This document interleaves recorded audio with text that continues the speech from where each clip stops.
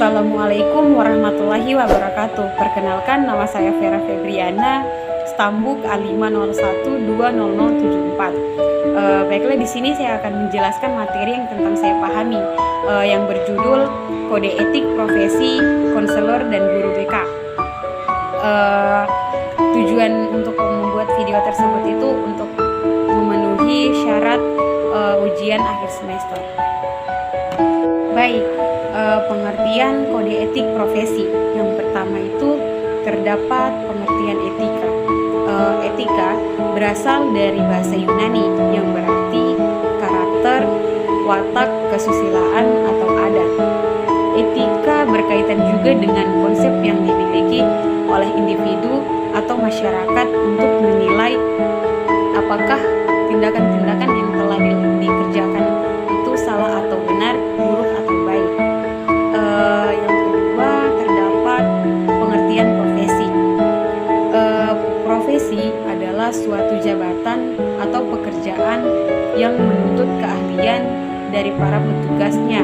Artinya, pekerjaan yang disebut profesi itu tidak bisa dilakukan oleh orang yang tidak terlatih dan tidak disiapkan secara khusus terlebih dahulu untuk melakukan pekerjaan itu.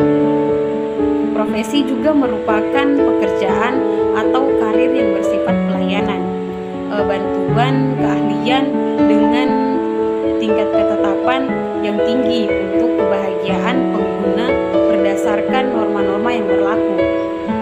Kekuatan dan eksistensi profesi muncul sebagai interaksi timbal balik antara kinerja tenaga profesional dengan kepercayaan publik. Selanjutnya itu terdapat pengertian kode etik profesi.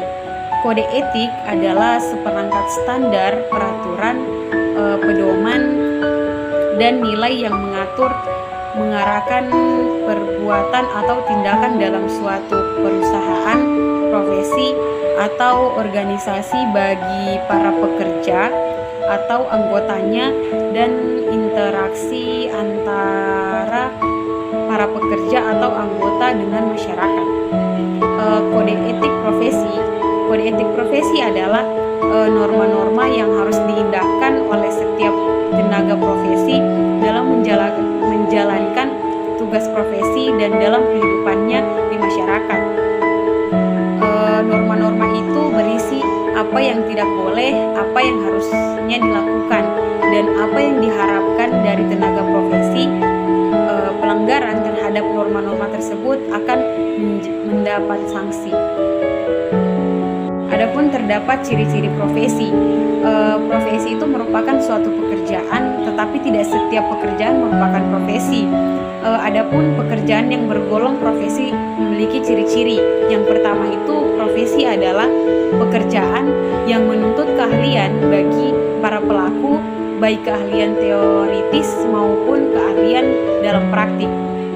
Yang kedua itu ada keahlian tersebut dipersiapkan secara khusus melalui pendidikan yang khusus sesuai dengan profesi tersebut.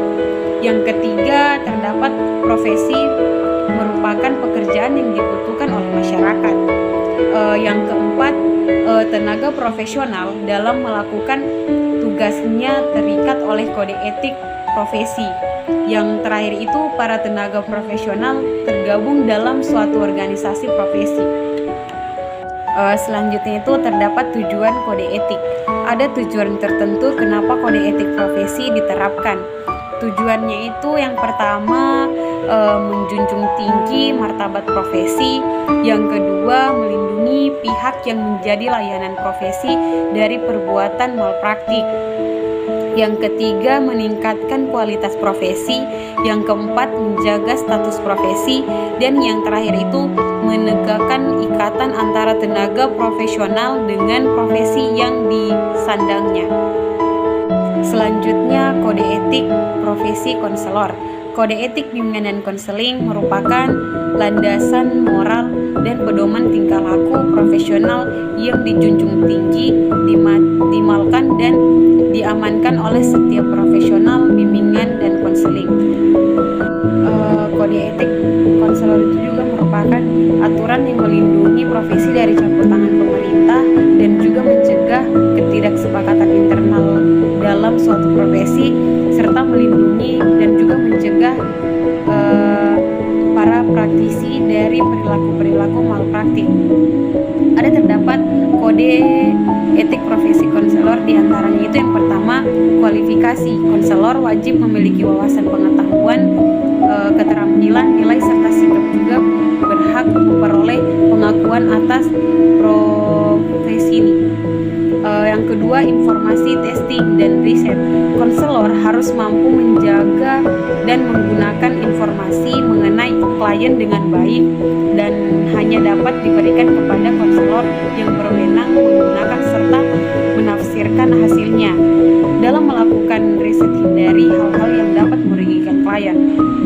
Yang ketiga, proses pelayanan. Dalam pemberian layanan, konselor wajib untuk menangani klien-klien, juga berhak untuk mengakhiri hubungan dengan konselor meskipun belum mencapai suatu hasil yang konkret. Untuk hubungan dengan klien, konselor harus memperhatikan segala macam norma, menghormati pendapat klien, tidak melalaikan klien, tidak boleh mendiskriminasi klien, dan lain sebagainya yang dapat membuat klien merasa tidak nyaman. Yang keempat, terdapat konsultasi dan hubungan dengan rekan sejawat atau ahli lain. Penting bagi konselor untuk terus konsultasi dengan sesama konselor lainnya, dan jika merasa tidak dapat memberikan bantuan kepada klien karena keterbatasan keahlian, maka konselor harus segera melakukan ahli tangan kasus. Kemudian yang kelima, hubungan kelembagaan. Hal ini berkenan dengan aturan pelaksanaan layanan konseling yang berhubungan dengan kelembagaan. Ini berlaku bila konselor bekerja dalam satu kelembagaan. Yang keenam, terdapat praktik mandiri dan laporan kepada pihak lain. Untuk praktik mandiri harus tetap menanti kode etik dan berhak untuk mendapat dukungan serta perlindungan,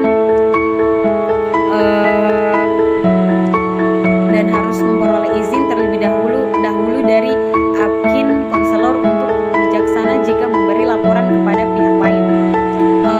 Yang terakhir itu ada ketaatan kepada profesi konselor, memiliki tugas dan kewajiban terhadap klien profesi. Untuk kepentingan dan kebahagiaan klien, konselor tidak boleh menyalahgunakan jabatan. Pelanggaran terhadap kode etik akan mendapat sanksi oleh admin.